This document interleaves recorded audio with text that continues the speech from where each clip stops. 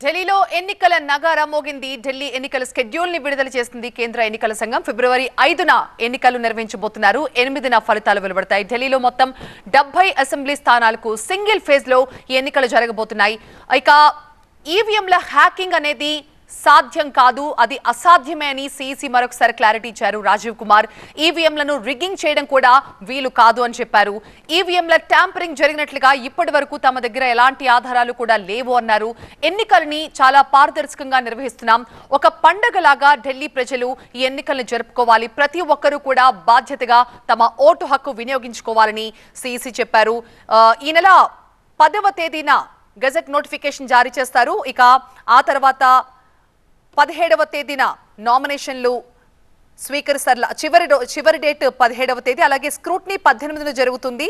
ఇక 20న అప్లికేషన్లు వెనక్కి తీసుకోవాలంటే విత్డ్రాకి 20వ తేదీ ఇచ్చారు. ఇక ఫిబ్రవరి 5న పోలింగ్ జరుగుతుంది. 8న ఫలితాలు వెలువడతాయి. సో ఈ అసెంబ్లీ ఎన్నికలు ప్రశాంతంగా జరిగే విధంగా అటు పార్టీలు, నాయకులు, పార్టీల క్యాడర్, ప్రజలు అందరూ కూడా సహకరించాలని సీఈసీ కోరారు. అలాగే మీడియా కూడా సహకరించాలంటూ ఆయన కోరారు. ప్రస్తుతం మా ఎగ్జిక్యూటివ్ ఎడిటర్ మురళీకృష్ణ మనకి లైవ్ లో జాయిన్ అవుతున్నారు మరింత సమాచారంతో. మురళి, షెడ్యూల్ వచ్చేస్తుంది. సో ప్రస్తుతం ఉన్న పరిస్థితుల దృష్ట్యా ఢిల్లీ ఎన్నికల పొలిటికల్ సినారియోని మనం ఎలా చూడాలి?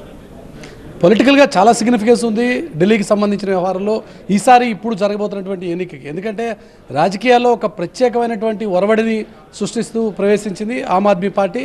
రాజకీయాల్లో అవినీతిని పూర్తిగా రూపుమాపుతాం, అవినీతిని చీపురు గట్టతో తుడిచేస్తామంటూ చీపురు గుర్తుతో వచ్చినటువంటి ఆ పార్టీ తర్వాత క్రమంలో అదే రకమైనటువంటి ఊపిరి ఉత్సాహాన్ని కొనసాగించగలిగింది. కానీ ఈసారి ఎన్నికల్లో ఆ పరిస్థితి లేదు అని మాత్రం ఆప్కి ఖచ్చితంగా చెప్పొచ్చు. ఎందుకంటే ఆ పార్టీ మీదే ఏ పార్టీ అయితే రాజకీయాల్లో అవినీతి ఉండకూడదని చెప్పినటువంటి పార్టీ ఉందో ఆ పార్టీ మీదే అనేక రకాలైనటువంటి రాజకీయ మరకలు ఈసారి అంటుకున్నటువంటి పరిస్థితి. ఎందుకంటే ఆ పార్టీ అధినేత అరవింద్ కేజ్రీవాలే స్వయంగా జైల్లో ఉండాల్సిన పరిస్థితి. ఆ పార్టీకి సంబంధించిన కేబినెట్ మినిస్టర్లు, డిప్యూటీ సీఎంలు కూడా జైల్లో ఉండాల్సినటువంటి వాతావరణం. దాంతోపాటుగా తాజాగా బయటపడినటువంటి శీష్ మహల్కి సంబంధించిన వ్యవహారం చాలా సింపుల్గా రాజకీయాల్లో ఎటువంటి ఆర్భాటాలు లేకుండా ఉంటాను అని చెప్పినటువంటి అరవింద్ కేజ్రీవాల్ నిర్మించుకున్న అతిపెద్ద రాజ్భవన్కి సంబంధించిన వ్యవహారం, శీష్ మహల్ సంబంధించిన వ్యవహారం కూడా ఇప్పుడు రాజకీయాల్లో చాలా పెను దుమారాన్ని రేపుతున్నటువంటి సందర్భం. అలాంటి ఆరోపణలు ఎదుర్కొంటున్నటువంటి ఆమ్ ఆద్మీ పార్టీ గతంలో దేశవ్యాప్తంగా కూడా విస్తరించాలని చెప్పి అనేక రాష్ట్రాల్లో కొంత ప్రయత్నం చేసింది. ఎక్కువ మేరకు సక్సెస్ కాలేకపోయినా పంజాబ్ లాంటి చోట కొంతమేరకు సక్సెస్ కాగలిగింది. కానీ ఇప్పుడు జరగబోతున్నటువంటి ఈ ఎన్నిక మాత్రం మిగతా ఎన్నికలకి చాలా భిన్నమైనటువంటి ఎన్నిక అని చెప్పుకోవచ్చు. ఎందుకంటే కాంగ్రెస్ పార్టీతో ఉండేటువంటి సయోధ్యకి సంబంధించిన వ్యవహారం అంతగా పొసికేయట్లేదు.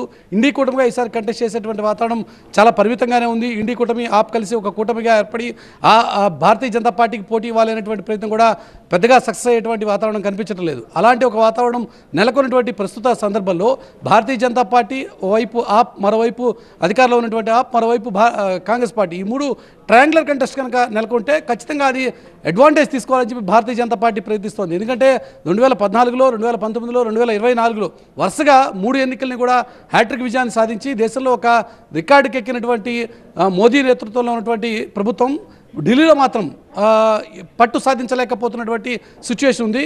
కానీ ఈసారి మాత్రం ఆ పద్ధతికి బ్రేక్ చెప్పాలి అని చెప్పి భారతీయ జనతా పార్టీ సర్వశక్తులు ఒడ్డుతోందనేది మాత్రం ఈసారి మనకి స్పష్టంగా కనబడుతుంది. దాంతోపాటుగా ఆప్ మీద వచ్చినటువంటి ఆరోపణలు ఈ రకంగా చూసుకుంటే రాజకీయంగా ఈసారి ఎన్నికలకి చాలా ప్రాధాన్యం ఉంది. భారతీయ జనతా పార్టీ ఢిల్లీలో పట్టు కోసం చాలా గట్టి ప్రయత్నం చేస్తోంది అనేటువంటి వ్యవహారం ఇప్పుడు తాజాగా బయటపడుతున్నటువంటి వ్యవహారం. దీంతోపాటుగా అరవింద్ కేజ్రీవాల్ పార్టీకి కూడా, ఆమ్ ఆద్మీ పార్టీకి కూడా ఈసారి ఇది చాలా చావు బతుకులకు సంబంధించినటువంటి సమస్య అని చెప్పాల్సినటువంటి ఒక సిచ్యువేషన్ కనబడుతుంది. ఎందుకంటే ఏ రకంగా చూసుకున్నా కూడా కేజ్రీవాల్ మీద వచ్చినటువంటి ఆరోపణలు, రాజకీయ పరంగా వచ్చిన ఆరోపణలు కావచ్చు, లేక అవినీతికి సంబంధించిన ఆరోపణలు కావచ్చు, అవన్నీ కూడా నిజం కాదు అని చెప్పి ప్రూవ్ చేసుకోవాలంటే ఎన్నికల్లో ఖచ్చితంగా ఆమ్ ఆద్మీ పార్టీ విజయం సాధించాల్సిన అవసరం ఉంది. అందుకోసమే తన ముఖ్యమంత్రి పదవిని సైతం పక్కన పెట్టి ఆ స్థానంలో మరొక మహిళా నాయకురాల్ని కూర్చోబెట్టి తాను ఈసారి ఎన్నికల్లో సచ్చీలున్నాయి ప్రూవ్ చేసుకుని మళ్ళీ తిరిగి ముఖ్యమంత్రి పీఠాన్ని అధిరోహిస్తాను అని చెప్పి కేజ్రీవాల్ చెప్పిన తర్వాత నెలకొన్నటువంటి పరిస్థితి. కాబట్టి ఆ పార్టీ కూడా ఇది లైఫ్ అండ్ డెత్ సమస్య అని చెప్పొచ్చు. దాంతోపాటుగా భారతీయ జనతా పార్టీ కూడా ఆప్కి పర్మనెంట్గా బ్రేక్ వేయాలంటే ఈ ఎన్నిక ఒక కీలకమైనటువంటి ఎన్నిక అని కూడా భావిస్తుంది. కాబట్టి భారతీయ జనతా పార్టీ కూడా దీన్ని అంతే ప్రతిష్టాత్మకంగా తీసుకున్నటువంటి వ్యవహారంగా చూడొచ్చు. కాబట్టి పొలిటికల్గా చాలా సిగ్నిఫికెన్స్ ఉన్నటువంటి ఎలక్షన్గా ఈ ఢిల్లీ ఎన్నికను చూడాల్సిన పరిస్థితి కనబడుతోంది.